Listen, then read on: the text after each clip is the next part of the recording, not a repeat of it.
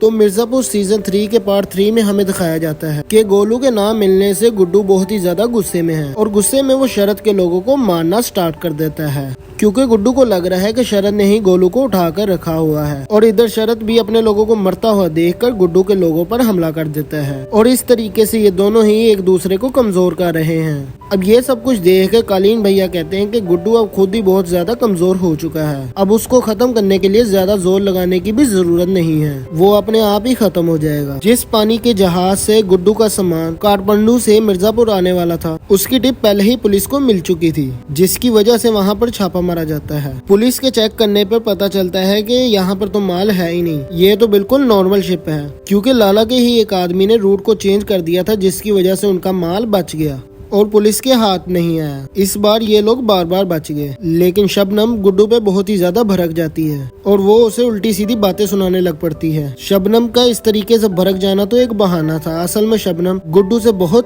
प्यार करती है। पर जब शबनम ने देखा कि गुड्डू गोलू के लिए बहुत ही ज्यादा बेचैन हो रहा है, तो इस वजह से उसे भी बहुत ज्यादा बुरा लगता है और इसी वजह से वो बहाने से गुड्डू पर भड़क जाती है। शबनम के इतना सब कुछ बोलने के बाद गुड्डू को भी उस पर गुस्सा आ जाता है, क्योंकि वो ऑलरेडी गोलू को लेकर काफी ज्यादा टेंशन में है। वीना गुड्डू से बातें करके एडवाइस देती है कि माल को कैसे मार्केट में भेजा जाए। साथ ही साथ वीना अपनी बातों से गुड्डू को रिझाने की भी कोशिश करती है, पर यहाँ पर गुड्डू को वीना पे बिल्कुल भी इंटरेस्ट नहीं है। अब गुड्डू पूरे शहर में जगह जगह पर अपने माल को डिस्ट्रीब्यूट कर देता है, जिसकी वजह से शरद काफी ज्यादा टेंशन में आ जाता है, क्योंकि शरद भी इसी बिजनेस लाइन में है। लेकिन शरद के माल की क्वालिटी उतनी ज्यादा अच्छी नहीं है जितनी की गुड्डू की है, और इस वजह से मार्केट में गुड्डू के माल की डिमांड ज्यादा बढ़ जाती है। अगर ऐसा ही चलता रहा तो शरद का बिजनेस जल्दी खत्म हो जाएगा। इससे बचने के लिए उसे गुड्डू को रास्ते से हटाना ही पड़ेगा। यहाँ पर जेल का सीन दिखाया जाता है, जहाँ पर रामाकांत पंडित बहुत सारे कैदियों के केस लड़ते ही रहते हैं, जिनका केस भी इन्हें जेन्युइन लगता है। पंडित जी उन्हें रिहा करने की पूरी कोशिश करते हैं।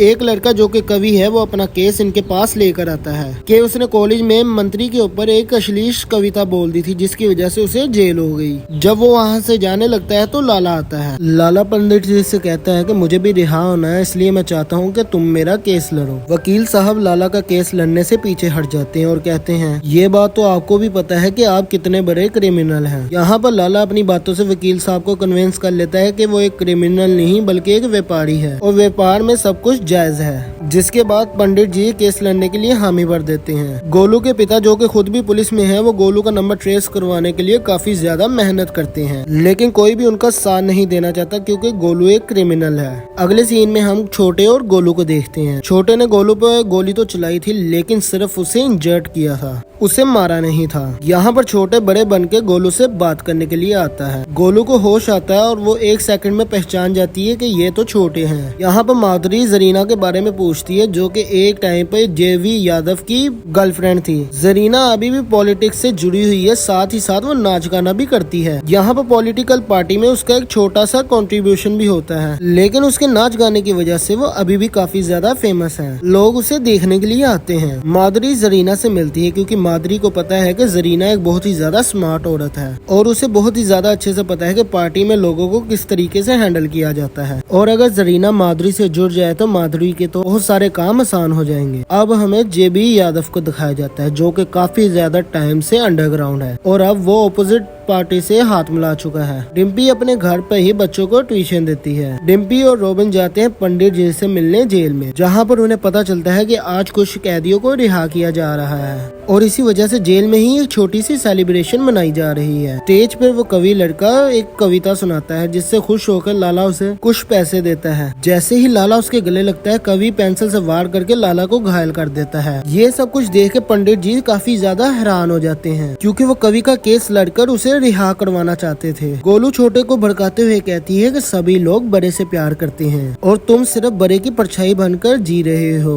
यहाँ तक कि सभी लोग बहुत ही ज्यादा खुश है कि छोटे मर गया है, और अगर तुम्हें अपनी पहचान वापस चाहिए तो तुम्हें दद्दा त्यागी को मारना पड़ेगा और तभी तुम अपनी लाइफ जी सकते हो। वीना माधुरी के आदमी के सामने कॉल करके बोलती है कि वो बिल्कुल भी सेफ नहीं है और उसे गुड्डू से बचा लिया जाए।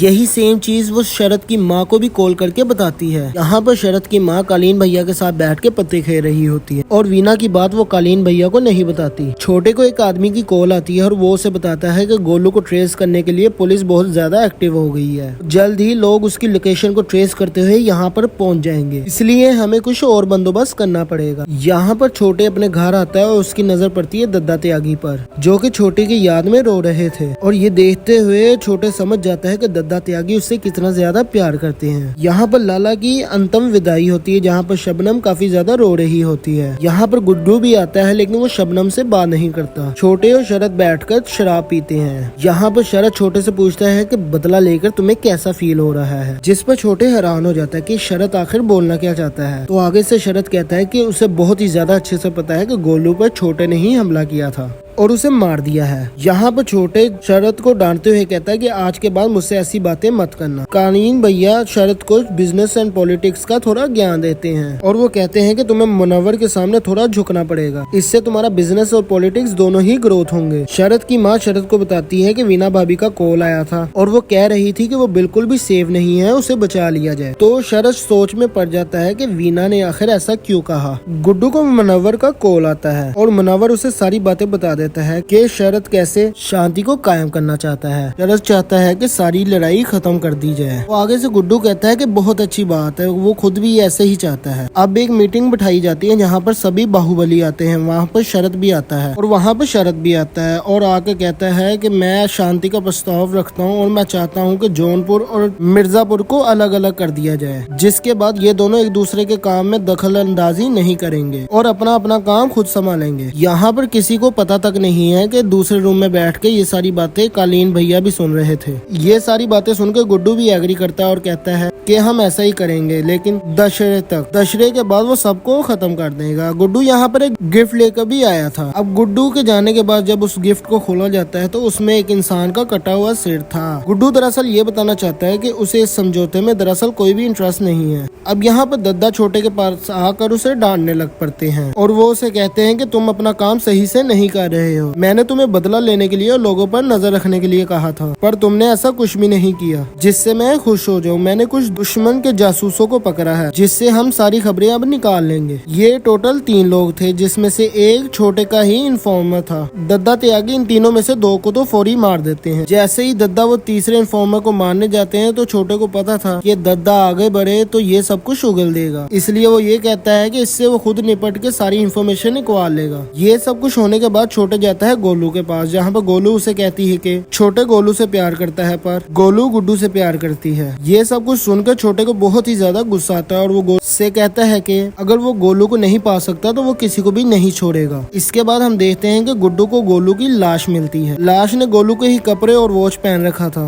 पर फेस को पूरी तरह से बिगाड़ दिया गया था। गुड्डू गोलू को मरा हुआ देखकर पूरी तरीके से टूट जाता है और गोलू के पापा दूसरी बेटी को भी खोने का अब गम बर्दाश्त नहीं कर सकते और वहीं पर अपनी जान दे देते हैं। गुड्डू अब पूरे तरीके से टूट चुका है। यहाँ पर वीना गुड्डू को संभालने के लिए उसे ड्रग्स देना स्टार्ट कर देती है। उधर कोर्ट में हम देखते हैं कि डिम्पी पूरी तरीके से प्रिपेयर है अपने पापा को छुड़ाने के लिए। आज इनके केस की सुनवाई है, लेकिन इन्हें पता चलता है कि जज साहब चेंज होने की वजह से ज्यादातर चांस है कि पंडित जी को फांसी की सजा हो सकती है। गुड्डू को ये खबर मिलते ही कि उसके पापा को फांसी की सजा हो सकती है, वो कोर्ट रूम में आ जाता है ताकि सिचुएशन को खुद हैंडल करके अपने पापा को छुड़वा सके। पुलिस वालों को पहले से ही डाउट था कि गुड्डू जरूर आएगा, इसलिए वो पहले से ही प्रिपेयर थे ताकि जब भी गुड्डू आए और किसी भी टाइप का हमला करे तो गुड्डू को वहीं पर शूट कर दिया जाए। इससे पहले कि मामला बिगड़े, रोबिन बीच में आता है और जज साहब को सारे प्रूफ दिखाते हुए ये साबित कर देता है कि रामाकांत पंडित ने इंस्पेक्टर मौर्य की हत्या इसलिए की थी क्योंकि वो गुड्डू का इनकाउंटर करना चाहता था। जिसके बाद जज साहब अगली सुनवाई की तारीख दे देते हैं। रोबिन से रामाकांत पंडित तो नाराज थे क्योंकि वो नहीं चाहते थे कि रोबिन इन सारे मामलों में पड़े, पर गुड्डू भी रोबिन से काफी ज्यादा गुस्से में था। वो अपने घर जाकर रोबिन से झगड़ने लग पड़ता है। गुड्डू की माँ और बहन भी रोबिन के साइड पे हो जाते हैं। ये देखकर गुड्डू और भी ज्यादा गुस्सा हो जाता है। रोबिन ने उसकी माता पिता और बहन सबको अपनी साइड कर रखा है और गुस्से में वो रोबिन से हाथापाई करने लग पड़ता है, जिससे गलती से रोबिन का चश्मा टूट के उसकी आंखों में चुभ जाता है और उसकी वहीं पर डेथ हो जाती है। ये सब कुछ होता देख गुड्डू काफी डर जाता है और वहाँ से चला जाता है। कालीन भैया शरद से बात करते हैं और वो कहते हैं कि वो हमेशा से चाहते थे कि एक मिर्जापुर की गद्दी में मुन्ना बैठे।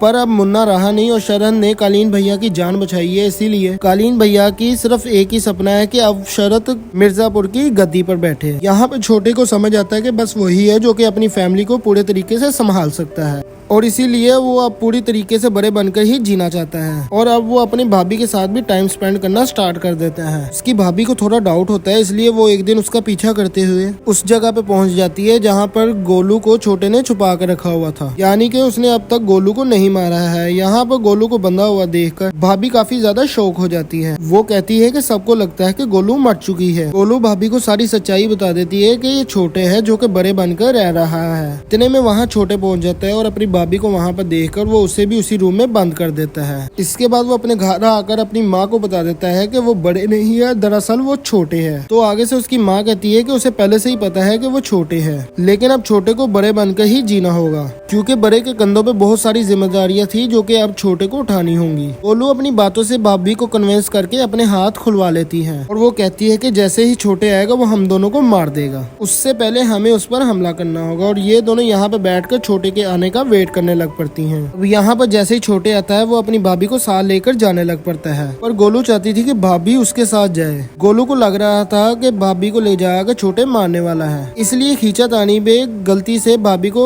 चाकू लग जाता है और काफी सारा ब्लड आने लग पड़ता है। अब छोटे भाभी को बचाने के लिए गोद में उठाकर चला जाता है। माधुरी का प्रोजेक्ट शरद की हेल्प से कंप्लीट हो चुका था और उसकी बहुत ही ज्यादा तारीफ हो रही थी। अब सब लोग माधुरी से खुश है और उसकी एक अच्छी इमेज बन चुकी है। माधुरी भी काफी ज्यादा खुश है और शरद की हेल्प से ये सब कुछ हुआ, इसलिए वो शरद से काफी ज्यादा इम्प्रेस भी है। माधुरी अब शरद को पसंद करने लग पड़ी है, इसलिए वो सोचती है कि शरद से शादी करके वो दोबारा से सेटल होगी और अपनी लाइफ में आगे बढ़ेगी। वो शरद से शादी की बात कहती है, जिसपे शरद कहता है कि एक बार वो मिर्जापुर की गद्दी पे बैठ जाए, इसके बाद ये दोनों आगे बढ़ेंगे। गुड्डू अपने घर में काफी सदमे में बैठा हुआ था क्योंकि उसने अपनी बहन के प्यार को ही मार दिया, जिसके बाद यहाँ पर पुलिस आती है और गुड्डू को लेकर चली जाती है। माधुरी सिक्योरिटी भेज के वीना और उसके बच्चे को अपने घर बुलवा लेती है ताकि इन दोनों को आगे कोई खतरा न हो और ये दोनों यहाँ पर सेव रहे। शरद आज बहुत ही ज्यादा खुश है और वो अपनी माँ से बात करता है और कहता है कि वो एक लौता दावेदार है मिर्जापुर की गद्दी का, इसलिए वो ही बनेगा मिर्जापुर का अगला किंग। डिम्पी अपने पापा के पास आती है सारे सबूतों को लेने के लिए क्योंकि अब वो चाहती है कि हर एक गुनहगार को सजा मिले। डिम्पी सारे सबूतों को लेकर माधुरी के पास आती है। ये सारे सबूत देखे माधुरी काफी ज्यादा शौक हो जाती है क्योंकि उसे पता चलता है कि उसके पिता को मारने में शरद का ही हाथ था। माधुरी यहाँ पर सोचती है कि अगर शरद उसे खुद से बता दे कि आखिर उसने उसके पिता को क्यों मारा तो शायद वो उसे माफ भी कर दे। माधुरी शरद से मिलकर पूछती है कि क्या तुम मुझसे कुछ छुपा रहे हो, तो शरद को ऐसा लगता है कि शायद कालीन भैया की बात माधुरी तक पहुंच चुकी है, इसलिए वो कालीन भैया वाली बात खुद ही बता देता है। ये सुनने के बाद माधुरी और भी ज्यादा शौक हो जाती है और अब उसे शरद पे बिल्कुल भी भरोसा नहीं है। अगर शरद अपनी गलती कबूल कर लेता तो शायद वो उसे माफ भी कर देती। माधुरी कहती है कि उसे एक बार कालीन भैया से मिलना है, तो जिसपे शरद भी एग्री हो जाता है। यहाँ पे वीना माधुरी से बात करती है कि वो उसे वापस मिर्जापुर की हवेली में भेज दे क्योंकि अब गुड्डू जेल में है तो वीना को डरने की जरूरत नहीं है और आगे जाके वीना का बेटा ही गद्दी पे बैठेगा, इसलिए उसका मिर्जापुर पे रहना जरूरी है। यहाँ माधुरी वीना को बताने ही वाली थी कि कालीन भैया अभी तक जिंदा है, पर बातों ही बातों में वीना के मुंह से ये निकल जाता है कि कालीन भैया की 3 गोलियां लगी थी, इसलिए उनका बचना नामुमकिन है। यहाँ पे माधुरी सोच में पड़ जाती है कि आखिर वीना को 3 गोलियां लगने वाली बात कैसे पता है। इसका मतलब कि वीना भी गुड्डू से मिली हुई है। अगले दिन शरद